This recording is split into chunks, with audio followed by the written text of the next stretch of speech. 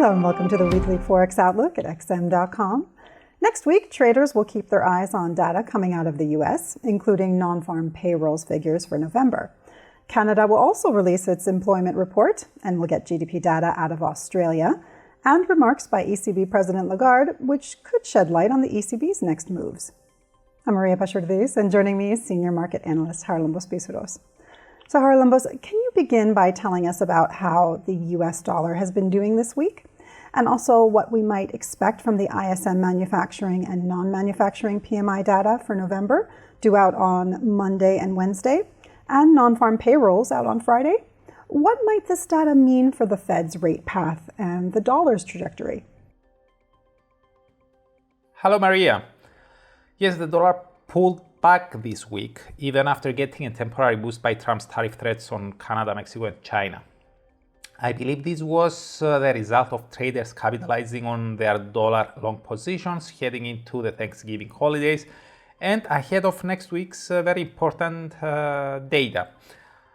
I believe that because market pricing suggests that traders' view has not changed. The traders' view on how the Fed may proceed from here onwards has not changed.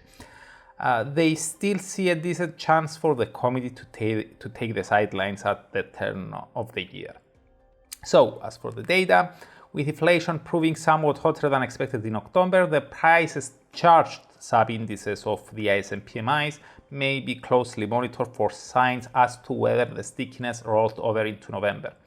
The employment indices will also be watched for early clues regarding the performance of the labor market ahead of Friday's official jobs data. Now, should the ISM PMIs corroborate the notion that the world's largest economy continues to perform well, the Fed pause probability could increase, and this will thereby add fuel again to the dollar's engines. However, whether potential rally will evolve into a strong impulsive wave of the prevailing uptrend in the dollar will most likely depend on Friday's NFP numbers. Following October's 12,000 mark gain in NFPs, which was the smallest gain since December 2020, I believe that non-farm payrolls may need to return above 200K for investors to become more confident in the dollar uptrend. Okay, moving to Canada now. The jobs report there will also come out on Friday. At the Bank of Canada's last gathering, policymakers cut interest rates by 50 basis points. What's the likelihood of another double rate cut at the BOC's next meeting? And how might next week's jobs report impact the Loonie? Yes, at its latest gathering, the Bank of Canada cut interest rates by 50 basis points and added that if the economy evolves broadly in line with their forecasts, further reductions will be needed.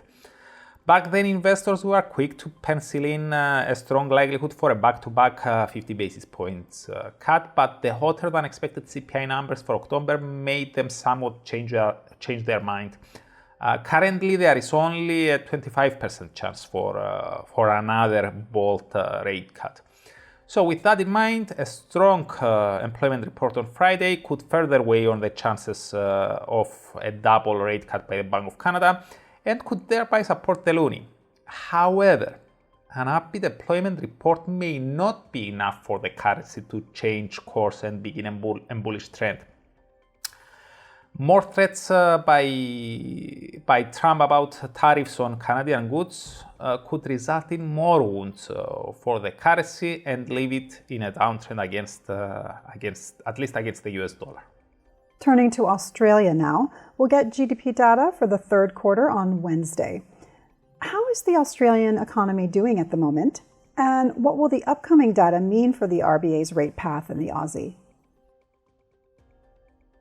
The RBA is the only major central bank that has yet to press the rate cut button in this easing cycle, with market participants believing that the first quarter point reduction is likely to be delivered in May.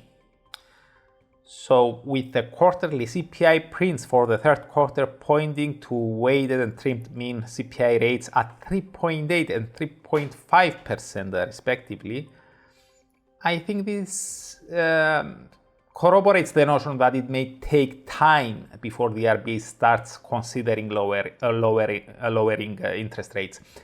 And a strong GDP number for the third quarter could prompt investors to push further back the timing of the first reduction.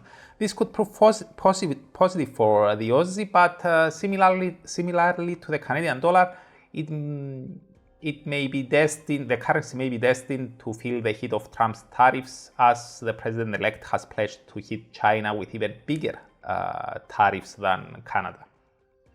And finally, in the euro area, we'll hear from ECB President Lagarde on Wednesday. What should euro traders look out for?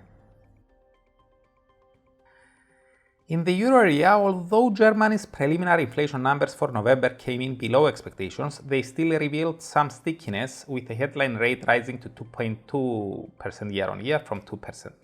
Now, combined with hawkish remarks by ECB member Isabel Schnabel, who said that rate cuts should be gradual, this weighed on the probability of a 50 basis points reduction by the ECB at its upcoming meeting, despite the disappointing flash PMIs for the month.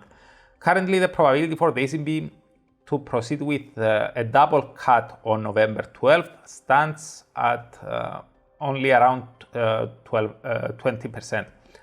With that in mind, euro traders may pay attention to Lagarde's speech on Wednesday, who will make an introductory statement before the Committee of Economic and Monetary Policy Affairs of the European Parliament. I believe that investors will be eager to get more information about how the ECB is planning to move forward. Harlanvos, thanks so much. This was the Weekly Forex Outlook here at XM.com.